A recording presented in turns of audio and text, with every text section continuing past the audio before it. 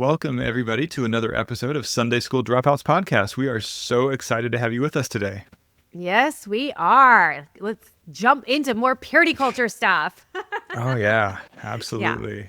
Yeah, I I love that we're love it. doing that. The purity culture, Hmm. just everything purity culture, because truly, I mean, there's so many. It's like the more episodes that we do and record, the more I'm like, Yeah, yeah, I'm glad we did this because yeah, even though on one level it's like, man, we're still doing purity culture, but like there's so many angles. There's so many there different are. angles and so many things that I think that, yeah, it's like Hmm. I like that this allows us the ability to really deep dive some of these. Yeah. Yeah, and I think, as people will hear on our interview today with Sherah Pettus, who's an associate practitioner at the Center for Trauma Resolution and Recovery, she really looks at things through a very like a systemic lens, through like a liberation framework, and it's Hmm. so apparent in the way that she talks, but I think it brings such an interesting perspective that we don't always think about in our own individual healing, as well as the way that purity culture has harmed us and like the system of harm that purity culture really promotes. So I'm excited for people to be able to kind of look at it through this different lens today to kind of hopefully just get a better idea of like what it is that has happened, as well as how do we move forward. Yeah, because I mean, Yeah. Shara gives some great exercises, and I feel like Yeah. this is a really accessible episode and or accessible conversation that we're having Yeah. today. Yeah, absolutely. Yeah, it's a good balance of like this big systemic lens while also giving very tangible personal Hmm. steps that somebody can take to start moving in that direction. Yeah, Absolutely. yeah, absolutely. First, I just want to say our usual disclaimer. And so we recognize that some of the topics we discuss in any episode may bring up feelings, emotions, and triggers that may require more processing or be too much to handle right now. So please always feel free to skip any episode or parts of episodes and come back if and when you are ready. Our goal is to help you trust your own body and lived experience. So take what you need and leave what you don't. In our Mormon church, we the only men have the priesthood power, and it is something you recognize and you see as a girl from young age, and you see only men lead the meetings, only men decide the last thing, only men decide what is appropriate for a girl or for a woman and what not.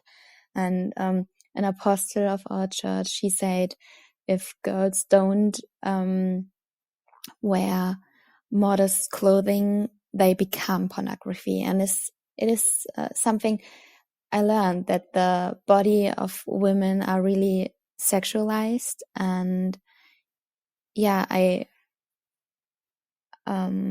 really felt ashamed of everything. And so with the part one, all I learned about women and men in our church lead to a really abusive marriage, where my husband was really, emotional and sexual abusive, and had an addiction and was cheating, and was also not doing good things with me and my body. I feel like there's so much covered in that, just like the idea of modesty and being like essentially walking pornography. I know that's Yeah. something I heard that, that yeah, like as a woman, you could be pornography by the way that you dress, which is Right. what made you have to pay so close attention not only to what you wore, but why it was important, because you didn't want the men around you to be stumbling and literally be this like walking pornography that was out to tempt men. And it's ripe for abuse. It is ripe for abuse or to be abused from teachings like that. There's so much in that clip. Wow. Yeah, that's a lot. Well, yeah, because even just that right there makes women responsible for men's thoughts, even, Mm-hmm. which is like, Yeah. no, men are responsible for their own thoughts and behaviors. But like that teaching, though, it's like, Mm-hmm. it's just, you push such a weight of responsibility. And Mm-hmm. what always gets me too, and I mean, I'm in a place in my life where like, whether something is quote unquote biblical or not doesn't really necessarily mean a whole lot to me personally. It's fine if it does for someone else, but that all to say though, I find such irony in that, like literally the thing that Jesus talked about in that whole context is that to men, if you are looking after a woman Yeah. lustfully, then pluck out your eyes. Mm-hmm. Not that she Mm-hmm. should cover the fuck up. Like, no, he didn't Yeah. say that. That wasn't. Yeah. And yet that is so what modern Mm-hmm. purity culture, especially in the more fundamentalist churches, Yeah. Like that's what they teach. And nobody says anything about it, right? Like nobody points to the actual verse and is like, no, this was not for the woman. This was for the person who was tempting, being tempted. Like this is not for the temptress, And it literally, I mean, the Bible could not be more clear about that. And yet somehow in there, it's been taken for decades, maybe even hundreds of years Yeah. to be the exact opposite and to shame women in particular for what they wear and how that can impact men. It's just so messed up. Here is a listener question. So, purity culture made me believe that being desired was dangerous, but also that not being desired meant I was worthless. How do I heal from that double bind? Start with a super easy one. I love it. No pressure. Yeah.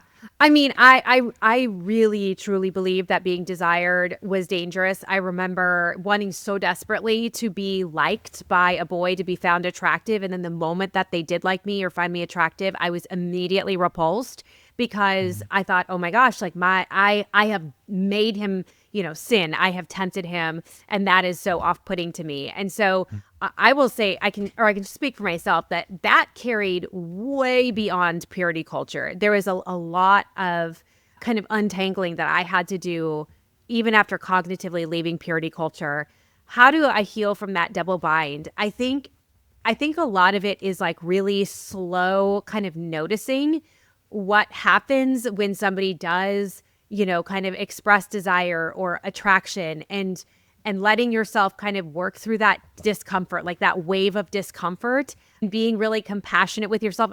I'm thinking kind of like in parts work or internal family systems terms here of like being really compassionate, noticing when that part of you gets uncomfortable with the attraction or feeling like maybe I'm dangerous because this person is attracted to me. And what is the compassion or the curiosity that I can offer myself in this moment, and reminding myself like that was something that I was taught. That doesn't mean it's actually true right now in this moment. Is there something I could do to help myself feel more connected or safe or stable? And really starting to not resist what those feelings are, but to kind of let it work its way through you in a different way so that perhaps instead of the result being shame, that you feel a little bit more compassion towards yourself or connection towards yourself or somebody else. This is a huge question, but that's the 1st thing that came to mind. What do you think, Andrew? Yeah, it's a big question. It's a good question though. And I mean, well, first of all, just even acknowledging the double bind. I mean, I think for me, well, first of all, acknowledging, I think it hits or is presented differently to women than men in the church growing up in that culture. But nonetheless, even growing up a boy in that culture, it definitely, I think, had an impact on me too. I feel like the being desired, if you were being desired for anything that had to do with your physicality as opposed to, the things of the spirit, that was oh no, did I do something wrong? That's not what you're supposed to be looking at. That's not where my value should be coming from. And so that's how I noticed it for me, I think. Like if it was like somebody acknowledging like more spiritual gifts, those types of things and being desired on that level, okay. But if it was something about your body, that was a whole different thing. And just to what you said, I mean, how do I heal from that? I mean, well, truly, I mean, talking about IFS like you did, I mean, things like a lot of self-compassion, and also a lot of patience. I mean, the thing is, don't feel like you have to do something or be able to fully heal from this overnight. It takes time. And I think just being able to do little things, like very little things that are like bringing yourself back into just being in touch with your body and then being able to feel safe with your body are big. Like something as simple as just a body scan, like, and I don't even mean like a long, elaborate one, like literally you're sitting in a chair, just notice what does it feel like having both of your feet pushing against the floor, and just notice what that feels like and build from there. But it starts very simple, and the more simple, the better. Absolutely. Yeah. Yeah. We need those simple skills so that in the moments that we're triggered, which we're going to be, then we have access to those simple skills, to bring us back into the present moment. Yeah. Yeah, I think that's really good. Okay, let's move on to the next question. And it's another super easy one. How do I raise my kids without projecting my trauma or going too far in the other direction? Yeah, big question. And maybe we can even kind of gear it towards purity culture. But yeah, what would you say, Andrew? Yeah, I guess I would be curious if like what too far in the other direction actually means in concrete Sure. terms. But Mm-hmm. that aside, how do I raise my kids without, Mm-hmm. projecting all the stuff that I went through? Truly, I think one of the best things you can do is actually just therapy. And I do Mm-hmm. not mean that dismissively or like, oh, you need to go to therapy. But what my point is like, it's easy to be very fixated on your kids and not want to hurt them. I Mm-hmm. think that really the best way to do that is to focus on your own stuff. Mm-hmm. Part of you may feel like that's selfish. I want to focus on my kids. This will vicariously still help your kids. Like, do focus on your own healing, whatever that needs to look like, whether it be Yeah. therapy, whether it be yoga, whether it be whatever the case. Do focus on that. And I think then you will be able to really heal from and work through the stuff that caused you harm. And I do think you'll naturally then probably be doing less and less of it, truly. But Mm-hmm. I think that that's the thing. And I think that's actually ties into purity culture of like focusing on our own Yeah. needs and desires is inherently bad. So Mm-hmm. focusing on my own healing at the expense of not Yeah. maybe focusing on my kids' healing is inherently bad. But the thing is, it's like, do start with yourself, work Yeah. on yourself, therapy, whatever. And I think that will overflow and positively affect every relationship you have in your life. That includes your kids. Mm-hmm. Yeah, I very much agree with that. I work with a lot of parents who, grew up in purity culture and high control religion, and they're now raising children, and that is one of their biggest concerns. Like, how do I make Yeah. sure that I don't do to my kids what was done to me? And I think part of it is like accepting that as a parent, you can have the best of intentions, you can try your best, and your kids still might have negative experiences or be harmed as a result of it. So it's not a matter of how do I do this perfectly. It's a matter of like, how can I do this in a way that allows for repair to happen, where we can have connection and communication, Mhm. where I'm not the because I said so parent all the time that is perfect and can make no mistakes and can't apologize. And so I think even outside of purity culture, just like being open to dialogue, to apologizing, to knowing that you're going to make mistakes, to letting your kids be a part of that, and to even be aware that, like, might be dealing with my own stuff here. Like, that's really huge too. Part of quote unquote fixing anything is becoming aware of it. Right. And so, Mhm. even to have that awareness of like, is what is happening in this moment? Is this because my kid is really doing this thing, or is this my own stuff being triggered? And that awareness, I think, is a great starting point. But I think that, there's like some quote kind of statistic out there that like safe parents don't do it perfectly 100% of the time. They get it quote unquote right about 30% of the time. The other 70%, they're just willing to repair. They're willing to have connection and conversations and own their mistakes and apologize and make amends. And I think that to me, like that feels very hopeful. It gives you permission as the parent to be a human, to make mistakes, hopefully not on purpose, but to own that and to make Mhm. amends and to repair and to try to do better. It shows your kids that you're open to conversation. And so yeah, it's not about being a perfect parent, but I think if you're wanting to be intent about raising kids in a different way, look for ways to navigate the harm that you have experienced and know where that can show up so that you can put in coping skills and tools so that you're not accidentally recreating things that you're hoping to not do. So, Mhm. I mean, that's maybe simplified. Of course, in practice, being a parent is much different than, a short Yeah. little answer, but I think that that could be a starting point. Yeah. No, I think that's a good starting point. I think, yeah, I agree. And here is a listener response to the question of how did purity culture impact you? So, turned to an eating disorder to cope with all of the feelings. Sexual desire and pleasure is bad outside of marriage. My body is mine, but it's also not mine. My Mm-hmm. body is disgusting and it's something to be ashamed of, and I need to hide it. Okay, I'll use food for pleasure slash to numb myself. Also, I didn't go to the gynecologist until this year at 28 years old due to beliefs that I was gross or dirty. Ooh, yeah. Mm, I just really resonate with all of that. I really do. And yeah. personally, but also I've heard that exact story, elements of that story from so many friends and clients. Yeah, Yeah. I too I went to the gynecologist the first time at a very very early age. I mean, probably what I should have, 21, 22. And it was such a terrifying experience for me. And I felt so dirty and so disgusting after that I did not go for another 12 years after that. And I remember telling my doctor that, and she was like, she was just so confused. But it was because, I felt absolutely terrible about myself. And so, this like double messaging that comes with bodies and purity culture and what we have to do to cope, but how unhealthy that can be. It's a lot. It really is. And I think the one thing I would say is to anybody saying this is just that really you're not alone. I really have heard variations of this story. Unfortunately, many, many times, and it just goes to show, I think, how powerful, unfortunately, purity culture and that programming can be, and how harmful it can be. Absolutely.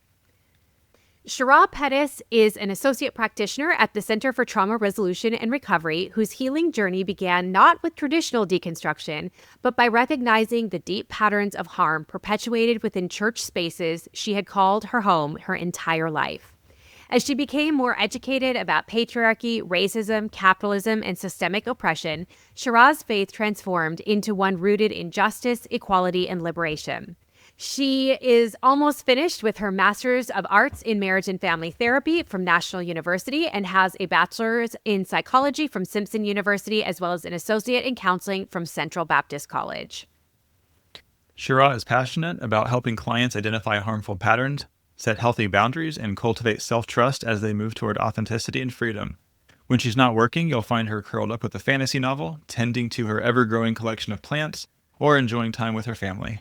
Sherah believes in finding joy in small moments and is committed to supporting others as they reimagine faith and life on their own terms. Welcome, Sherah, to the Sunday School Dropouts podcast. It is so good to have you here. Oh, thanks you guys for having me. I'm excited to have this conversation with both of you guys. Yes, I'm excited too. It's going to be good. As you know, we've been talking about all things purity culture this season of Sunday School Dropouts. And so I'm excited for our conversation today, talking about all sorts of intuition, talking about demisexuality, sapiosexuality, exploring our bodies, consensuality. Is that a word? I don't even know. It is today. All right. It's a word today. It makes sense. Yeah. Yeah. We'll use it. Consensuality, developing self-trust, exploring bodies, through the use of masturbation. We're going to get into everything today. I am excited. But before we get into kind of the meat of all of that, I wondered, Sherah, if you would feel okay just sharing as much as you feel comfortable with, just a little bit about your own background in high control religion, purity culture, and kind of get us to how did you get here today, doing the professional work that you do?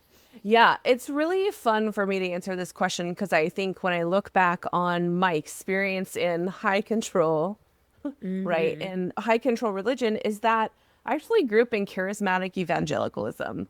And so I would say that a lot of people wouldn't even recognize that as high control religion. It's only when we begin exploring the definition of high control religion that you begin to kind of to make those connections, right? So I grew up in charismatic evangelicalism in the South. I grew up in Arkansas, and my dad was a pastor. And so I had a full view from the stage of high control religion and what that entailed. When I was in high school, my dad was a chaplain for some 1%er motorcycle groups. So I had a little bit of a deviation from church life, quote unquote church life, right? And was able to kind of experience the way that different people lived and different people walked through the world. It's really insightful and it's really helpful. And I would say my parents always were kind of that way. They were really good at giving us different perspectives of how different people lived all around us. And kind of I was also homeschooled. So double whammy. Just keeps there. getting better. Yeah. It does. Yeah.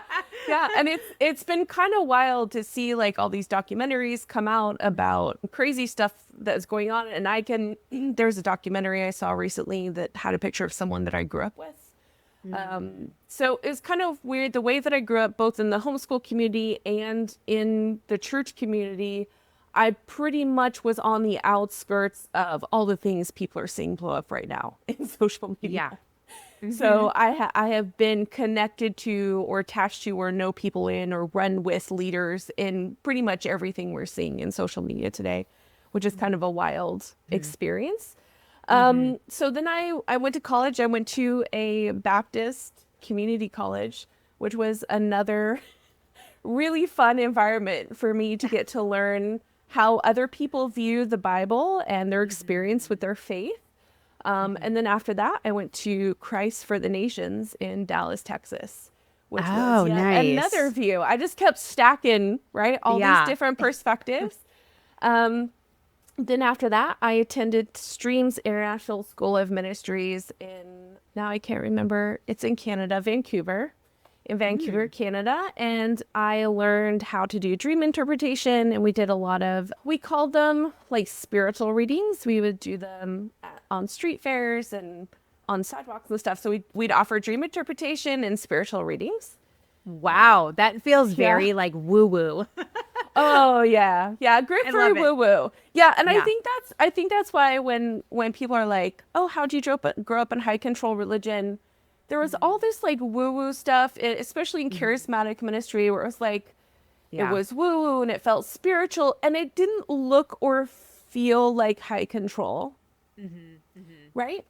But the moment that you bring in that you want to kiss your boyfriend, or that maybe you want to date someone and you don't know if you're going to marry them first, right? The moment that you step outside of what was acceptable, not just for your community, but what was acceptable to prove that you belonged or believed this faith that everyone attested to, like you're ousted, right? Or you're othered, or you're sinful.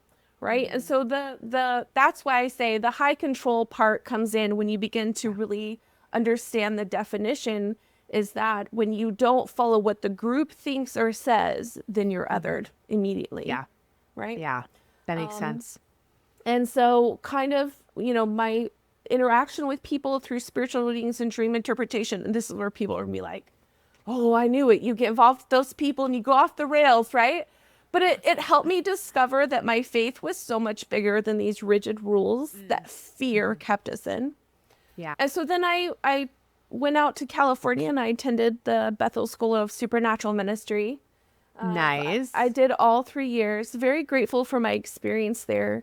And when I finished there was a couple of years after was right when we hit COVID.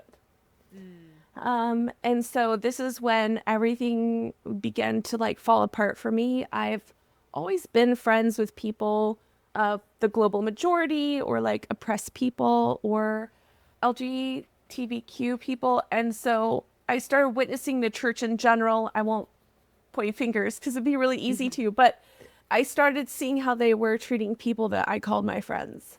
Yeah. And I was like, oh, I can't. What is happening? Right.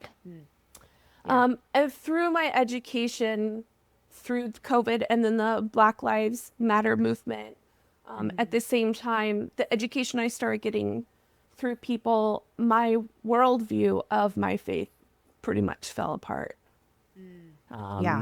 Because I was raised, I memorized chapters of the Bible. I have a degree in theology. I was surrounded by people that believe these things. We talked about theology or different types of theology or theories around faith and, all that kind of stuff.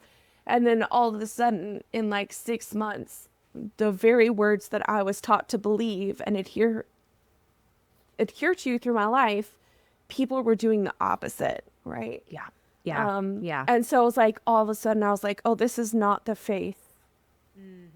This is not the faith that I can't get on board with this anymore. So that's kind of a little bit of my experience. I got into coaching after that, did some like coaching jobs with different people after that, and then was kind of like, you know what? This is really fun. Might as well go get a degree in marriage and family therapy. So and then that kind of opened into intersectionality, which was super fun and enlightening for me, just really lined up with all the other education that I was getting, right? And I should be graduating by the end of this year. So here we are. Yes. Yeah. We love that. Oh yeah. And I'm so excited to like have landed here where I do and work with the people I do to really release them from these ideas of fear that have kept them trapped or pretending to be other people for so long. Yeah. Yeah. Yeah. I love that. Yeah, no, I do too. And I appreciate you sharing too, just some of what kind of brought you to where you are now and some of those big pivotal moments, because I can just say like, there's so many people I know both personally and professionally that it was a similar trajectory. Like specifically, I'm talking about, gosh, I guess it has been 5 years ago, but COVID, Yeah. everything surrounding George Floyd, everything just, there were so many things that happened simultaneously, like in our culture. And it really was really interesting to see like how it affected people and how so many people, let's say what you just said, it's like, okay, the church that I was a part of, things that I thought we valued, suddenly the way that they're behaving around, I don't know, mask mandates and vaccinations. It's not even about being pro or anti-vaccination. It's just the spirit with which they interacted with the folks who didn't agree with them. And then George Floyd, Black Lives Matter. And anyway, all of that to say, I do appreciate you saying that, because you are not alone. And I know there's so many people listening to this that are like, that's my story. Like, that's what brought me here.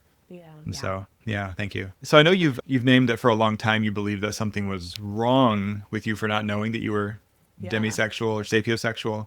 And I'm just curious, how did purity culture interfere with your ability to know or to name your own identity? Yeah, I think it's so easy to be like, hindsight is 2020, right? I think in the moment there was no way for me to know. I was a teenager figuring things out.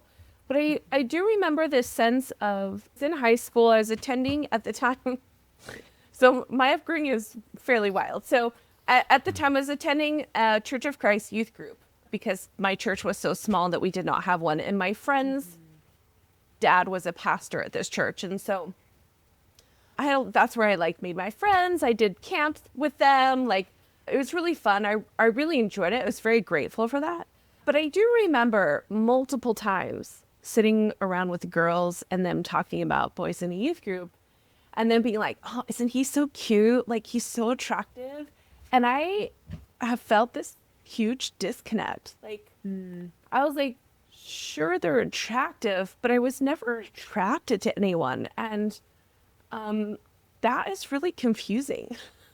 As a high schooler, right? When you're surrounded by these people whose hormones are raging through their bodies, right? And they're all exploring their own, right? They're kind of figuring out, some of them believed in dating, right? So they were dating and they were kind of figuring some of that stuff out. Some of my friends at the time were having sex and were kissing and holding hands and all the things, right? That was not something that was acceptable, quote unquote acceptable. And I want to mention this before we kind of like explore and push into this, is that I have a need for structure as a person, right? And so when purity culture was proposed to me, it made sense because it provided this structure that I needed to exist well in the world that I was living in. And so it felt very safe and secure to me. So I don't want to say that like, oh, it's in the middle of it and it was was it harmful at the time? Yes. Looking back on it, absolutely. But in that moment of time, not understanding what I needed about boundaries and safety and security, right? That was what it gave me. And so it was really wild to like not really understand, gosh, how old was I? Late 20s, early 30s? I had heard someone use the term demisexuality and I was like, what the heck is this? And so I Googled it, like, thank goodness for Google. And it explained demisexuality as someone needing an emotional connection before experiencing sexual attraction. Yeah. And I was like, for the first time in my life, right, late 20s, early 30s, I was like, oh, Yeah. this is why I don't find people, quote unquote, attractive, right? Because Yeah. I'm like, my attraction isn't based on physicality. It's based on emotional connection. And sapiosexuality is a part of that. So sapiosexuality is being attracted to the intelligence of another person, the intellectual intelligence. And there's a little bit of that sprinkled in there, right? I think it's important to acknowledge too that sexuality isn't just like one and done. Right? It's not, Yeah. there's not just like, oh, this is what turns me on sexually and then that's it, which I think is a big thing about purity culture. It is a Yeah. one and done mentality of you're physically attracted. Most often men have to be attracted. Women don't get that option. Yeah. Like Yeah. you don't have to be attracted. You just have to service the person that's attracted to you. And so it was really fascinating for me to kind of wake up to, oh, there's this thing called demisexuality. And so when I wondered kind of where, because I had a high sexual drive, I had a high libido, but I just didn't know where to put it because I was like, I'm not attracted to. I had a boyfriend in college, and I was very attracted to him. But again, we were very emotionally connected. And so that's kind of what started pushing me into like, I don't understand, like, why am I attracted to this person and not this person? And I was kind of able to unpack that as I more so became an adult and kind of got out of, because kind of what was in purity culture for my family was courtship as well. Are you guys familiar with? Oh yeah. Yes. Well, yes, but explain Yeah. it for those people who don't know. Yeah, Yeah. What was so- your version of courtship? So courtship is this idea that you date to get married. The weird thing about courtship culture is that you actually have to already kind of know you want to get married before you date. Yeah. Which is a really weird backwards thing, especially for someone whose brain is not fully developed yet. Yeah. Right? Yeah. It's Yeah. your number one, you're trying to like logically, do I want to marry this person? You don't even know them. This is where I want to cuss, right? You don't even fucking know these people, right? And you're like, should I date them? I think I want to marry them, so maybe I should date them, right? And it's like, oh my God. So it's this high risk stuff, right? Yes. Yeah. And so it was weird as I got older, I'm like 25 now, right? And it's like, oh, I don't need fucking courtship anymore. And I'm like, I'm sorry, what? Yeah. I don't. Yeah. Well, I don't know how to do anything else because growing up, that was all I had access to. And, you know, God bless my parents. They were just trying to do the best with the information they had at the time, right? They were trying to protect their kids. I work with the most on parents is that we cannot protect our children from pain, but we can teach them to navigate it.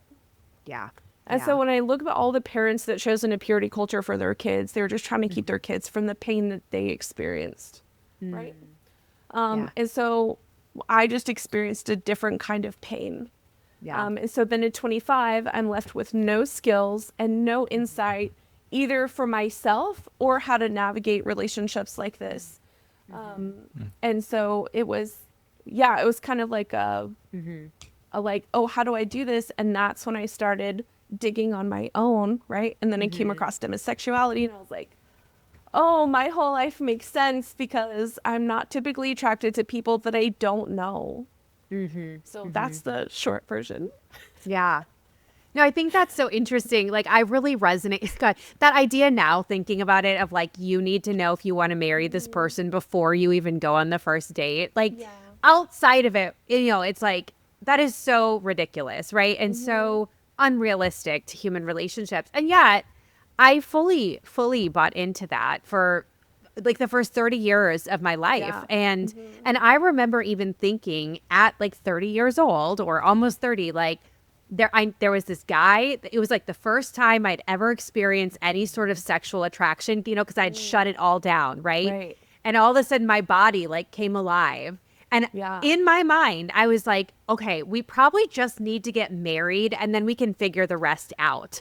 And that I'm just like, I mean, I'm so glad that we didn't. He was a very abusive person, but at that time, but that even there, like, that's a good thing to know. Like, I would need to know that you find that out through being in a relationship with them, and how many times like a system like that sets us up to be in the way of harm or abuse or manipulation, control, because there's this idea of you just, you know, trust God, trust your elders, the wisdom of the other people, marry this person, and then it'll all figure itself out. You know, I remember also thinking, like, begging God to make me attracted to the right guy who is the right guy on paper. And Like, and I wasn't, and I felt like such a weak Christian because the thought of ever having to kiss him was like repulsive to me, right? Like just, yeah, okay, yeah. Lots of thoughts there, but I say Yeah. all of that because, you know, one of the things that leads us to then is this lack of exploration of ourselves, which is what you were saying, you know, like you had this weird, like, I'm not attracted, you know, whatever. So you're not, but you have no way to explore yourself. You have no way to explore anything outside of like this very specific context of what you've been taught, which I think then can really lead to this belief that somebody else knows better than me, which can lead to control, abuse, manipulation, and ultimately disempowerment. And I just wonder, you know, A, is that something you experience, or even in your work with clients, do you see things like that still showing up from people that are coming out of these high control religious environments? Oh, yeah, absolutely, right? Because as I referred to earlier, that in purity culture, the point of women is to service men, right? And so when you have that mentality in purity culture, you're going to have that mentality whether or not the person's abusive, because you don't actually know where consent begins and ends in a dynamic like that, right? So now we're getting into power dynamics. Because what happens is then you have a quote unquote servant, and then you have a quote unquote master, for lack of a better term, right? And there is no autonomy or agency for this servant, right? They don't know how and when they can say no. They don't know how and when it works for them. They've never been taught to figure that out. And in purity culture, and I feel really bad for men in this. Like, the expectation is for men to carry the knowing and the understanding of not only their own body, but also their partner's body. And I'm like, that's so stupid. Like, these kids are the same age. Like, they have the same experience, which is zero, right? And we put all this pressure on the man to show up in this way that he's completely ill-equipped for. Right. And so then we have these like girls coming to these boys and they're like, you should know everything. And they don't know everything. And then it doesn't work, or it's painful, or either of them can't achieve orgasm, or right. There's a whole, it just breeds a system that falls apart and crumbles at the first interaction or becomes abusive because there's nowhere else for this to go. Yeah, Right. that makes so much sense. Yeah, I'm curious, Andrew. I'm putting you on the spot, so we can always take this out. Did you go feel for that? it. Did you feel that pressure, like as a man, especially having grown up in it, getting married young? You know, like, did you feel that pressure, and how did that come out? Yeah, definitely was more probably implicit, I think, in a lot of ways, but like things that were one phrase I still remember. I don't even remember who said it, but I heard it more than once, and that was God desires holiness, not happiness. Oh, In the context yes. of marriage, but I've heard it used in other contexts too. But in Gary marriage, Thomas. Gary Thomas. is that who did Marriage it? is Who said it about being originally? Okay. holy, not happy. Yes. Okay. Yeah. So I Yep. mean, yeah, that I mean, and I also back then I was consuming stuff like, oh gosh, Every Man's Battle. I forgot who wrote it. I don't need to know. Stephen, I know Yeah, everything. How about yeah. these damn books? Things I was trying to forget his name, but John Eldridge, of course, Wild at Heart, all that stuff. Yeah. You know. So all of that to say though, yeah, I think there's like this idea that like as a man in that framework that, you know, so long as you're showing up as you are supposed to be, as a godly husband, father, whatever, leader, that everything else works out. Like in terms of like sexuality, in terms of like literally just like sex with your wife, like that it'll be an amazing sex life. And if it's not, there is still this implicit idea that you're probably not leading. I know there's a lot of weight put on women, like you should be doing more, you should be submitting more. But it's like both and like there's that. Yeah.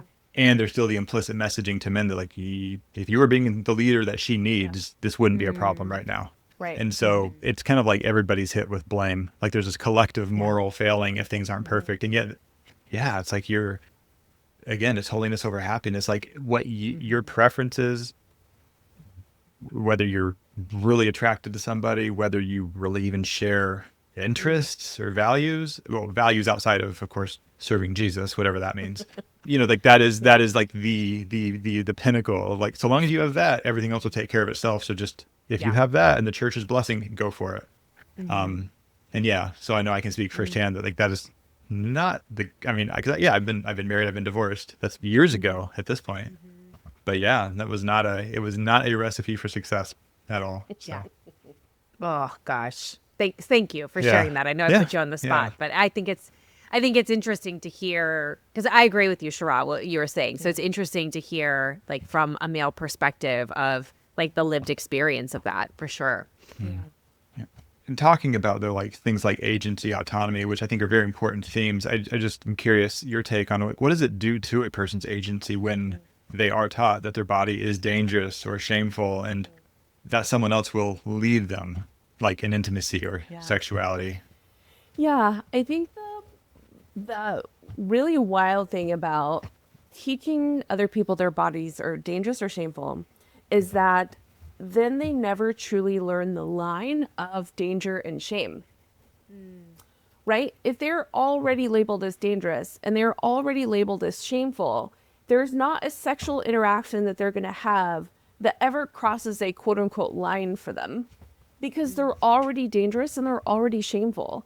And so here's where we see the absolute demolition of consent, right? Is that they have zero agency and autonomy to determine whether or not the thing that they're engaging in is actually even something that they want because they already believe that they're bad.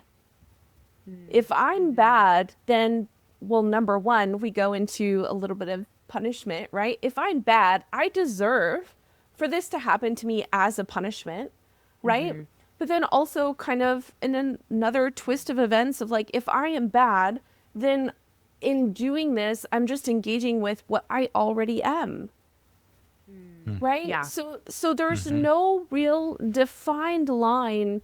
Like I kind of like how Andrew hit on it earlier that like, oh, serving Jesus was enough. Okay, great. But where is, a lot of people talk about this, like, where's morality? How do you know what is right and wrong?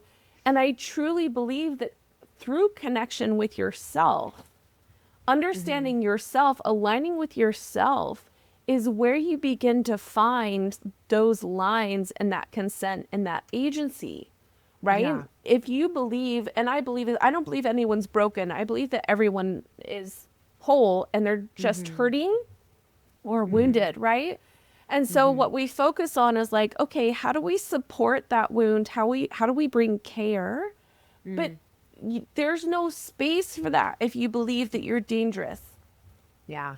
Yeah. Right. It's so true. So true. You don't get attention to those places. There's no care. There's no support. There's no insight. There's no education. There's no communal surrounding of and supporting, right? And so I think that is kind of the linchpin to like, there's like zero accountability there to yourself. Because I think that's where accountability really lands, or to other people, right? When we talk about consent. Yeah. Yeah. I mean, I wonder if we can talk about that a little bit more because, you know, I'm hearing you talk about like with self-trust, intuition, agency, and the idea of consent. So I know in other conversations, you know, we've talked about like masturbation and consensual exploration can start to really help develop self-trust, can help to develop intuition, which of course is very different than what we are taught in purity culture. And even the ideas we continue to hold inside of our body post purity culture. So I wonder, could you just speak to that a little bit more? Why does that matter to develop, you know, using some of these tools to develop, you know, intuition, self-trust? Yeah, I think masturbation is probably one of the, well, there's another tool that I use. We'll get into that later. But masturbation is one of the greatest tools I feel like that can develop autonomy and agency and consent. Love this. Yeah, because as you explore what you like and what you don't like, then it becomes your responsibility to communicate that to another person. And that is a skill that purity culture doesn't teach at all. And like relationships would be way more successful if both could learn how to communicate in a way where there's not this personal attack on one person or the other of like, oh, well, you can't do sex right. There's no right way to do sex, right? Right. there are ways that bring pleasure and there are ways that don't bring as much pleasure. And it's our job as people engaging in that activity, whatever sex looks like for you, because that's another thing. Purity culture only views sex as penis and vagina, right? And so it's like, oh, there's one way to have sex. And then people are like, oh, well, what's the line? Sorry to burst some people's bubbles today, but there is no line, right? Like, sex is not just that. Sex is exploring pleasure with somebody else. And so I think when we first start with masturbation, I think what's really important, and a lot of people are taught this in high control religions, that when you use a vibrator, right, and you break the quote unquote hymen, is that you're no longer a virgin. Well, this is not true. So scientifically, that has been proven false. Say it right? louder. Yes, Thank we God. love that. Yeah. False. There's like this weird thing about the hymen. What is it with? I'm sorry, Andrew, not you, men in general, but like, what is men's obsession with like the hymen and like being the person? It's so weird, especially pastors, right? Because they talk about it from the stage. I'm like, this is weird that y'all are obsessed with this. But what's fascinating is when we begin to use vibrators by ourselves, we can determine, oh, I like that, or I don't. Or you can also find out before you're married, do you have vaginismus? Do you have some, what is it, like diagnosis like that you may need to explore before sex becomes pleasurable for you, right? Yeah. Imagine being in bed with a man and the first time you find out that it feels like shattered glass in your vagina is when a man first tries to insert his penis. How emotionally devastating for both parties, right? And that can be avoided. Yeah. Yeah. Right? That can be avoided by self-exploration and figuring out what works and what doesn't and what feels pleasurable. And then when you know what doesn't feel pleasurable, what's really cool is when you engage in that with somebody else and you say no and you advocate for yourself, you begin to build that trust with like, oh, I choose myself over somebody else being comfortable. And I feel like purity culture, because it has that power dynamic of servant to master, we're moving out of that dynamic into I am just as much a person as you are. And so this is where I stop and say, no, this doesn't work for me right here. Can we adjust here? Can we do this instead? Right? And you become an advocate for yourself, which is one of the best ways to communicate in a really strong relationship. Yeah. That is so, I mean, obviously, like, masturbation was bad regardless of gender, right? Like in purity culture. However, I feel like for women or individual socialized female growing up in it, I mean, it was just like not accessible. Like that was something men struggled with, but women don't do. And I feel like that is such, I mean, it's wrong on so many levels, but I feel like it's such a control mechanism, right? It keeps you totally disconnected from your body. It keeps you disconnected from knowing what you want, from using your voice, from knowing what you don't want, from understanding pain. And it really puts you in a place of silence when it comes to your own body and autonomy. Yeah, I'm curious, what would you say are some of the most common internalized messages that people have about solo or partnered exploration? And then also just how do you go about helping them unlearn those? Yeah. Wow. There's so many. Give them all. We need all of them. Well, and it's wild how, like, oftentimes internalized messages that we have may not even relate to how we relate to ourselves sexually, right? But the whole idea that women can experience, and I'm speaking for women because I am a woman, but like women can experience pleasure without shame and that we can actually enjoy our bodies. This is going to sound extreme to some people, but it's actually a form of activism.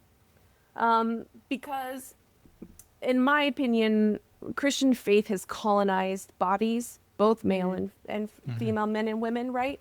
Is it's colonized our bodies only for the use of put in whatever you want, right? Like the pastor or capitalism or whatever you want.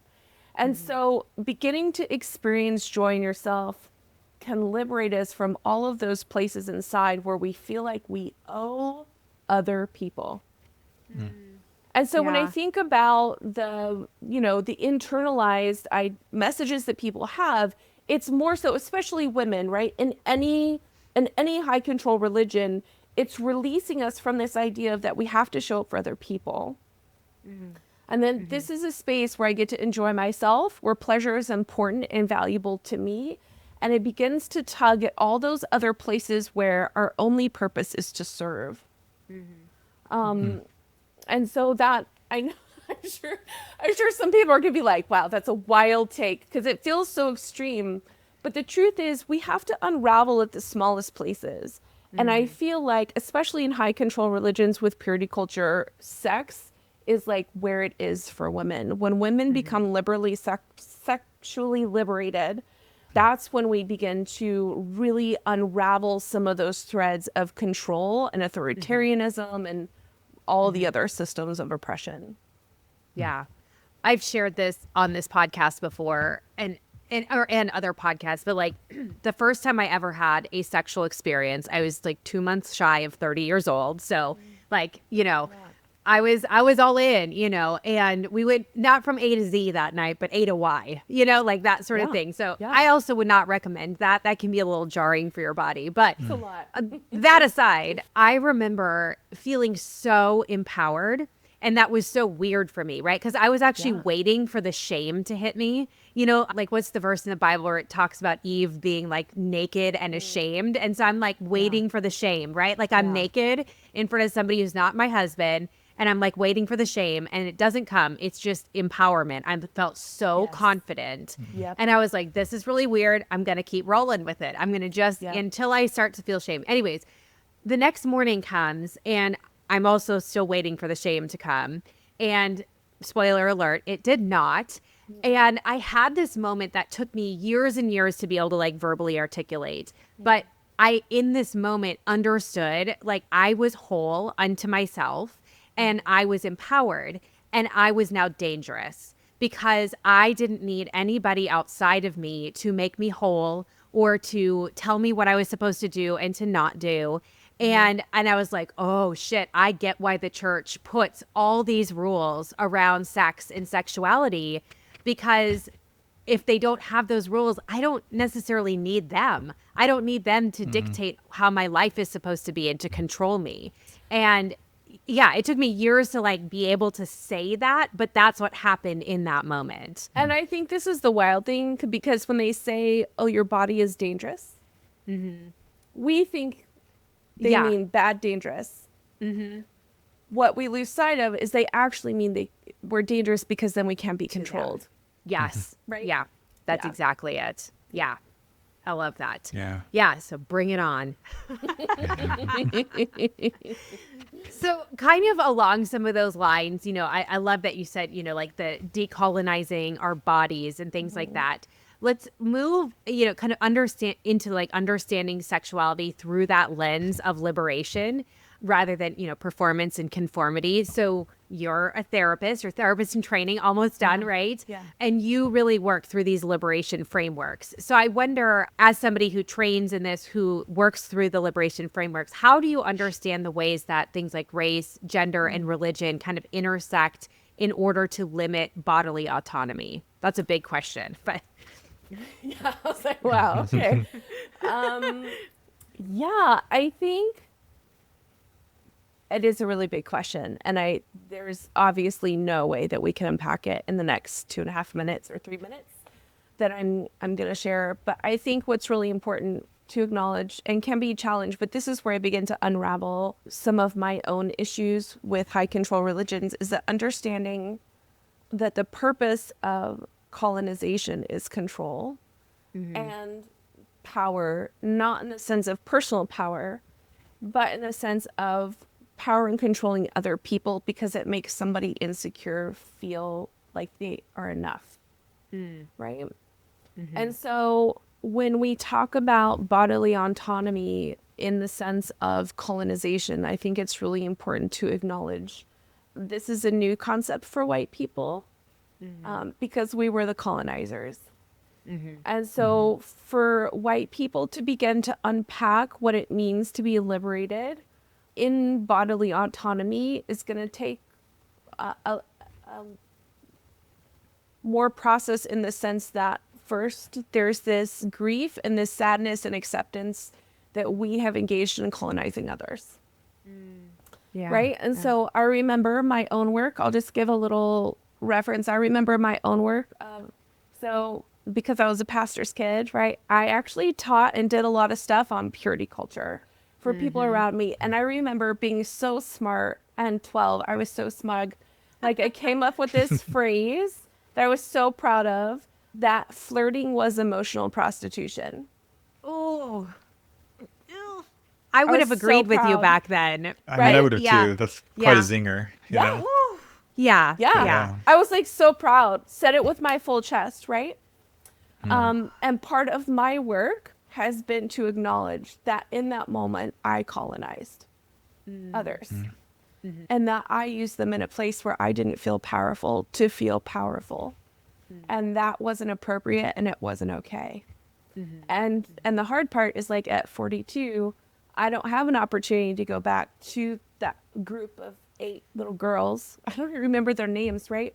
I don't have Yeah. the opportunity to go back and say, God damn, I'm sorry. Like, that was not okay. That was not right. Like, you deserve to flirt. Flirting is helpful. Flirting helps you learn. It's beneficial, right? Yeah. And so I think when we talk about, you know, we bring in race and gender and religion, all these intersectionalities, right? There's a lot more to unpack. But if I could speak to white people, like, specifically, because I am white, and that is, we have to first learn and accept and grieve that we have also done harm. And Yeah. our healing comes through acknowledging that, so that we can I own that I've done harm, and I can move forward knowing that, like, I've done harm and I'm working to do better. That's like a heavy hitter answer, but that's what I got for you. Yeah. No, I really appreciate that, because I mean, I think we probably would have been best friends, you know, back in the day, because Sure. we would have, I Yeah. would have stolen that line from you, you know, and Yeah. used with my own small but I agree that, like, part of the healing has been the recognition of the harm that I have caused, overtly, covertly, you know, like, even with good intentions, right? Like, you know, you think about your Yeah. girls, right? It's like you really thought that you were doing the right thing, and you really Yes. thought that this was, like, showing love and wisdom and teaching them how to be the right kind of woman. I believed that too. And yet that is not what it was, you know? And so, yeah, I've had the opportunity to go back and apologize to some people face to face, and that's, I hope, been meaningful. I know it's been important for me to have, like, to do that, especially when it's been asked for. But yeah, there's so many people that I know that I hurt, and without even trying to, but because I believed that my way was the right way, you Right. know? Right. And so I Yeah. hurt them as a result. I think that's so important, though, what you're saying, because I've heard this said before in the context of, I think, more personal relationships, but still, just the idea with, like, for true repair to happen, there has to be ownership of what Yeah. the harm caused was in the first place and how you may have contributed to it, even if you didn't intend to. You know, Right. intentions aside, impact still Right. exists, and so just Yeah. being able to even own that, I think, is so important. And here I'm hearing, like, in the lens of colonization and whatnot, it's like systemically, like, there still has to be this ownership if true repair is ever going to take place. I'm also curious too about, so things like demisexuality, sapiosexuality, like, I can, personal anecdote, I did not know what those were until well into my 30s and well into my own personal deconstruction, right? And so I imagine a lot of folks in purity culture, there's certain things like I don't even know what that is. So, but so I want to ask, what do you wish more people understood about the diversity of sexual identities and just how purity culture makes discovering these identities more complicated? Yeah, I think when we talk about purity culture, what it's really good at is othering people, right? So if you don't do this, you are other, and typically other means bad or sinful or wrong. And so when we talk about even the idea of exploring these options, right? Like, it's been wild in my own dating experience to come across men who are also demisexual. Okay. Yeah. Because the wild part is they don't want to like, the majority of my experience in dating is men who are like instantly ready, right? Oh, let's have sex right away because visually they're attracted, which is great, right? Ego boost. Awesome. Love that. But then when I started dating someone who was a demisexual, I was like, wait, what is happening? Because there wasn't this like instant, right? And I had to adjust a little bit of my own expectations of how I related to this person. I was so used to being objectified, whether or not that was the intention, right? I was so used to being objectified that I had to figure out, almost even though I am a demisexual, I had to figure out how to adjust to a person who was also demisexual. And that was a wild experience. And the really wild thing about purity culture is it's I just laugh so hard now because I think about it's so ridiculous that we focus so much on sex that nobody ever talks about how do we communicate? Do we know how to argue well? Right? What happens when we've crossed a line and we need to repair? What does repair look like? What does it look like to show up and care for somebody else? These are things that purity culture could never. They could never ask those questions. And when you begin to explore these different ways that people are sexually attracted, you learn to relate differently. Right? And also I think too, the wild part on my end as a woman, heterosexual woman, dating men is coming in contact with men who are not, typically the like, oh, I'm physically attracted. Like, sure, maybe they're physically attracted, but they're demisexual or sapiosexual or, right? There's a whole list. People go Google today after the session. It'll be really helpful for us to learn more of what these are. But it's like, oh, sexual attraction is more than just this one thing. And we're learning, right, just that sex is more than P and V, right? Sexuality is more than just sexual acts, right? Yeah. And so relating to someone in that way was a very wild experience for me because I had only ever used my body. Yeah. Because I was objectified. I didn't, what other tools do I have? Right? And so it's like learning a new skill set to relate to someone, your partner, right? So it's kind of a wild unpacking, especially coming into contact. Again, what I've been told my whole life is that men will objectify you. Men only want one thing. Men only want sex. And I did run into that. I'd say a lot of my experience is that. But there's a little part of my experience, a good part, because these are the people I ended up dating, right? A good part where it's like that was not their focus. And I did not know how to exist as a woman in a relationship that was not objectified. I had to learn that. Yeah. Well, and it reminds me too that like within purity culture, you are literally reduced to the sexual acts that you have with another person, right? And so then that becomes your entire identity. So like if you're a gay man, it's assumed that you are just thinking about having sex with men or having sex with men all the time. Like there's no other part of your personhood that is considered or, and it strikes me that this reductionism of like sexuality, it also that it makes us easier to be controlled. But then in that, in the healing piece, like then there's so much more that you have to unpack because you're realizing I'm more than just like who my genitals bump up against, essentially. God. Yes. And I, Andrew, you can like input on this, but I feel like it infantilizes men. Like they have no other skill outside of objectifying women. Right? Yeah. And I'm like, that's so dumb. Like men are so much more vibrant and complex and varied. And I think in my dating experience, I've enjoyed that part. Like men are so much more than someone who views me as a sexual object, right? Like I don't know, come to ask like, Andrew, how do you experience that side as being viewed as a person? Yeah, I do think it's infantilizing to men. And it's interesting growing up in that. Back in the day, I didn't have the term for like demisexuality. I didn't know what that was. but that's something that's, once I knew what it was, I'm like, oh shit, I think that is something that describes me.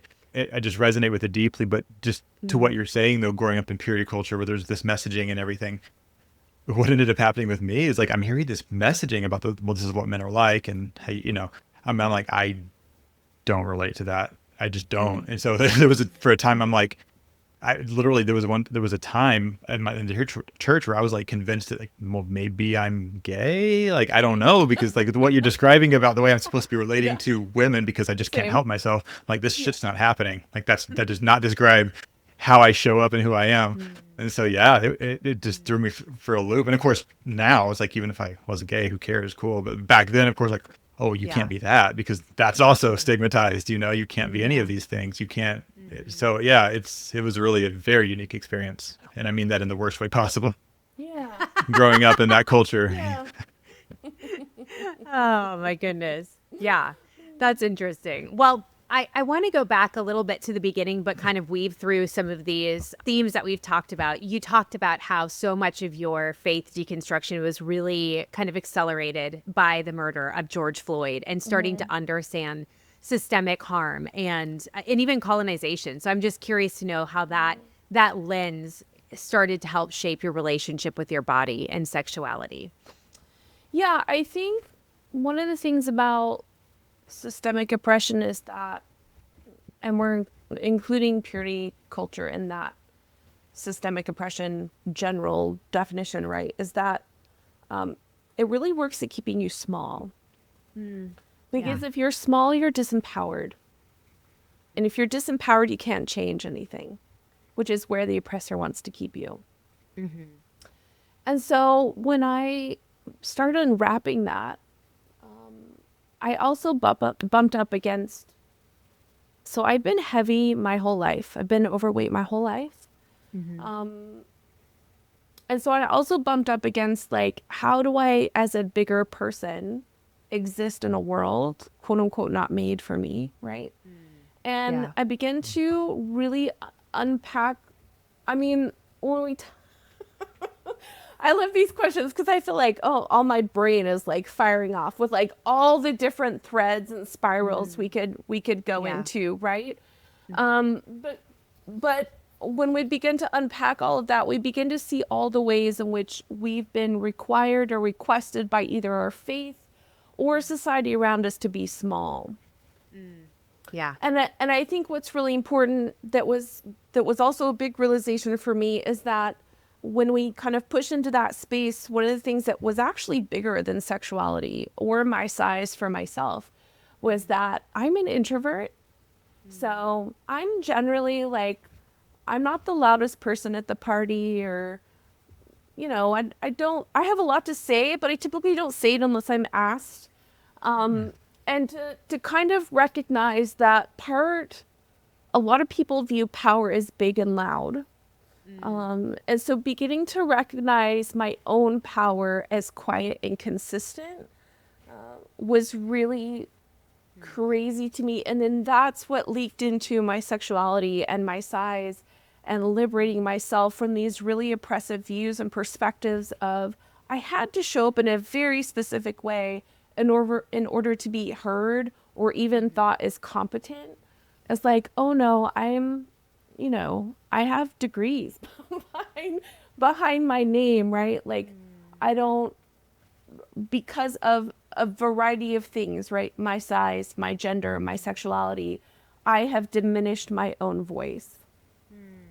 Yeah. And like figuring out that like, I get a voice in all of these areas, not just sexuality or size or intelligence or, right? We could go on. I think that has been a giant unraveling for me in all these different ways where I've been requested and I've shown up as smaller than because it was acceptable. That's how I purchased my belonging, is that I fit into something that they required me to be. And I'll be honest with you, the moment I stepped out of that, I no longer belonged. I've experienced that my whole life. I've been like this since I was young, even though I didn't know what it was, right? It's like I was always the person that was questioning and getting curious and like not understanding. And people really felt like that was dangerous. And and so now on this side, I've learned that danger just means dismantling systems of oppression. I'm like, oh, I can do that, right? I can be that kind of dangerous. Yeah. I love that. Yeah. No. Yeah. Absolutely. Yeah. I'm just thinking of all of this. Like, one thing, and this last question I want to ask, it ties into self-trust, and that's like a thread that I've kind of been thinking in the back of my mind through a lot of this conversation. And just simply, what I mean is that, like, finding this autonomy in yourself, trusting yourself, all of these things, like, I think that's all great. And also I recognize that reclaiming self-trust, being able to trust yourself, I say reclaiming, maybe claiming it for the first time ever, like the embodied feeling of trusting yourself is something that a lot of folks from these backgrounds, at least I know for myself, never had until I came out of it, did my own therapy, etc. So all of that to say, the process of reclaiming self-trust, what does that process look like in real time for someone who's only ever known spiritual or relational control? Yeah, actually, this is a great time for people to get their pens and paper, because I'm going to give a really quick, simple place that everyone can start. It's where I start with all of my clients. I did group work for a really long time, and this became something I recommended so much that the clients named it the famous 5. So the first thing that you want to do is you want to drink water when you're thirsty. Rest when you're tired. Eat when you're hungry. Move every day. And go to the bathroom when you need to go. Now, the fun part is these things sound fairly simple. But when you get deeper into them, basically what it's doing is it's tuning you back into your body, but also building trust, because when you show up in those ways for yourself, you become empowered in really tiny ways. And so, like, for example, when we talk about nervous system regulation, when clients are in fight or flight, oftentimes the first things that go, right? Rest, food, going to the bathroom when they need to, right? Like those fly out the window. And so I like using these 5 to kind of help people check in. If they're hitting 2 or less, they're in probably a danger zone, right? And so that's just a really great place to take stock of, like, oh, look, I'm not taking care of myself very well. How can I show up for me? And as clients begin to build more trust on these 5, and they do better on these 5, we can get to another level of self-trust. But if we can't get these, like the basic levels, the very basic of tuning into ourselves and figuring the cues, right? So we talk about listening to our cues for hunger. That's really important, because that's going to be a cue you feel from your body. And there's so much to unwrap in that, but so much of us have been trained to not pay attention to that cue.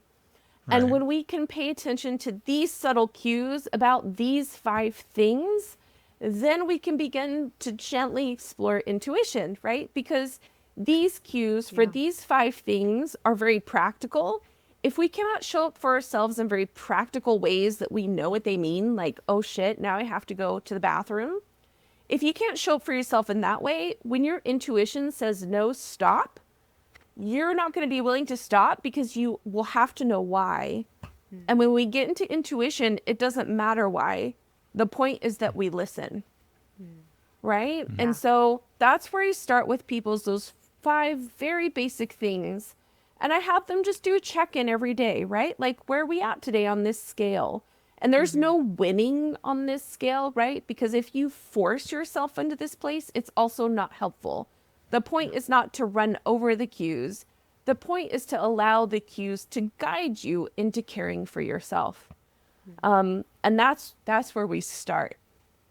Yeah. And it feels a really practical, easily accessible way for people to start. Yeah. Yeah. I think that's helpful. I love Brene Brown talks about this in her video, The Anatomy of Trust, about like building trust with yourself or with other people is like putting marbles into a marble jar, you know, of like when you're in school or whatever and you do the good things, you get marbles in the marble jar, it fills up, you get a pizza party or whatever. And like building trust is that same thing. It's like it's not just an overnight thing. It's every little moment. And so what you're describing is here's like the marbles that you can start putting into that marble jar of self-trust, so that over time you're building this really thick foundation where you can like lean on in moments of intuition that maybe don't make sense, but you have to listen to your body, or where you can speak up for yourself, whatever it might be. I think that's really cool. Yeah. Yeah, it feels so very, I think, very accessible, just what you said, because like it's easy for folks who are feeling maybe not safe in their bodies, or like working around sexuality can be very intimidating. It brings up shame, all sorts of things. And it's like, yeah, the first thing we're doing, we're not even talking about sexuality. I'm just asking, are you thirsty? And how would you know if you were? Like, what does that feel like? Like that kind of approach. It's like, it's very basic. So I love that. Yeah, I love that.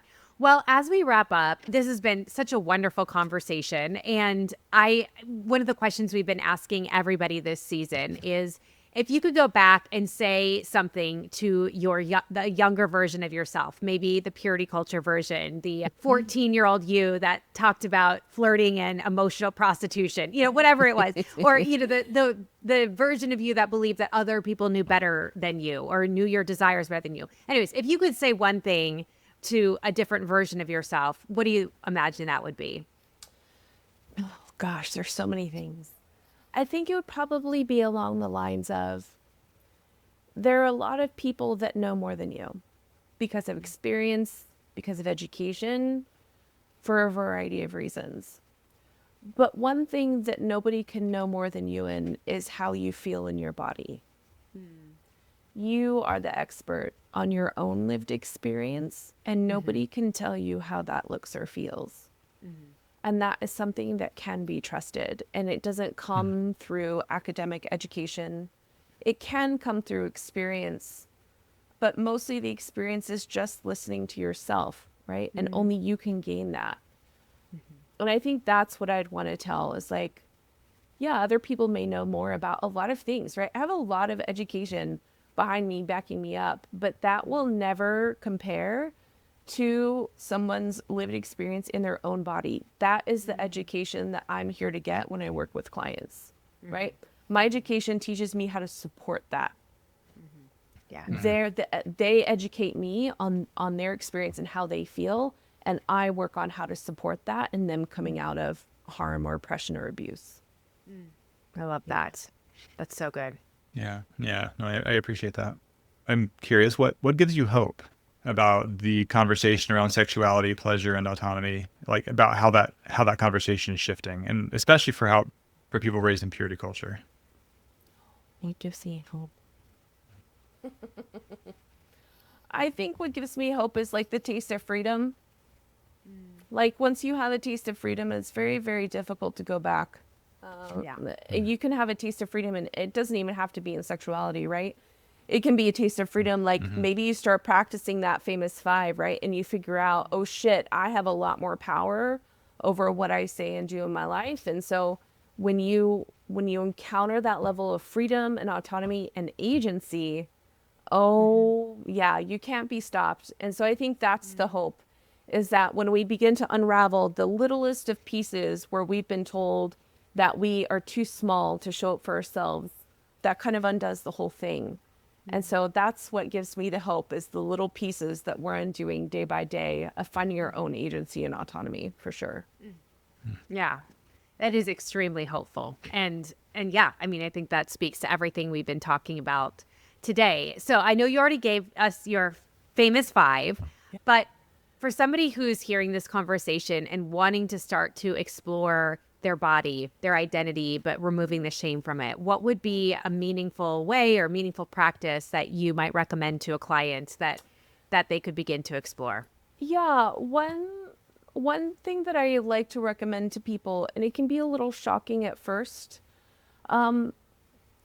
is to actually stand in front of a mirror naked and find 2 or 3 things that you like, maybe you don't love yet, and just acknowledge that, like, oh, I like this part of me. And then the parts of you that maybe you don't like, you can gently just like I often place my hand on my belly, right? Because big bellies are supposed to not be good. And so I placed my hands on my belly. And when I was beginning, I would say, I don't like you yet, but I'm moving in that direction. And so I just invite you to be patient with me as I move in that direction. I think that's another thing that purity culture did. It's an either or, right? Yeah. But when we're moving out of shame, we understand that we're moving towards something. And so whether you practice the famous 5 or whether you get naked in front of a mirror, or maybe you're not naked, maybe you first do it dressed, right? And you touch parts of your body that you've been told are bad or society says is not acceptable.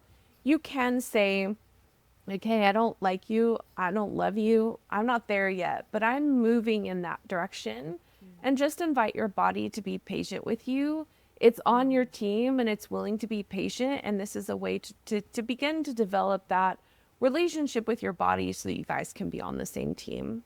Yeah. I love that. That's so good. Yeah. Well, Sherah, thank you for that. Well, for the whole conversation, but I think that you've really provided some tangible exercises also for people to consider, as well as so much to think about. So I'm curious, if people want to get in touch with you, maybe follow your work with you, where can they find you? Yeah, well, I do coaching at the Center for Trauma Resolution and Recovery. So I see clients that way. You can book me on that website, but I also have an Instagram, Janelle. That's going to be SHERAH period JANELL. That one's super fun. So if you like, if you're against systemic oppression, that's probably where you want to follow me. If you're just trying to ease your way into that, it might be a little much. And so be the best. But yeah, coming out against that systemic oppression pretty strong there. Love it. Love it. Well, I will make sure to put all of that in the show notes. I put your exercise in the show notes too. So if people didn't have a chance to get their pen and paper, you can find it there. But I'm just so grateful for this conversation and for everything that you shared with us, both professionally and also from your own story, because it always takes brave people to share their own experiences, and it's where so much connection and healing can happen. So thank you for being here. Yeah, thank you so much for the opportunity, both of you. I really appreciate it. Yeah, of course. Awesome. It's been great. Well, thank you once again to Sherah Pettus, our guest today. It was such a lovely conversation. I love that she was so open and authentic about, I was really struck by just the way she talked about masturbation and our bodies, as getting to know our bodies as a way of resistance, healing, rebellion against systemic oppression and systems of control. And as she was talking, I was like, oh yeah, this really is very essential in rebelling against high control religion. There were so many pieces of that. So I'm just really grateful for the conversation that we got to have. Yeah, no, I am too. Yeah, I think it is really helpful too to have that kind of that systemic lens too, from, that systemic oppression, and recognizing how purity culture is absolutely a part of that. And then how returning to our bodies, reclaiming things like sexuality is part of that, truly. Yeah. So, yeah. And I think too, I appreciated how she used the word colonization as it pertained to purity culture, because I think it's so easy to kind of use colonization just in terms of white supremacy, which of course it is, even why we're here in this country today, obvious colonization. But when you look at colonization as this system of belief that what I believe or how I live is the superior way to how whoever you is, acts. And so therefore I have to loop you into that, and you have to become like me in order to be good or holy or pure. It makes so much sense that purity culture would fit inside of colonization as well. It is this entire system that says we have the corner market on what is pure. You have to join us. And I think that's a really helpful way to view just purity culture as a whole, and the way that it then impacts us systemically as well as individually. Yeah, absolutely. Yeah. So another good episode. Make sure everybody go follow Sherah if you want to work with her. Her information is in the show notes, or you can just go to the CTRR website and you can find her there. But I think with that, all God's people said, amen. Amen.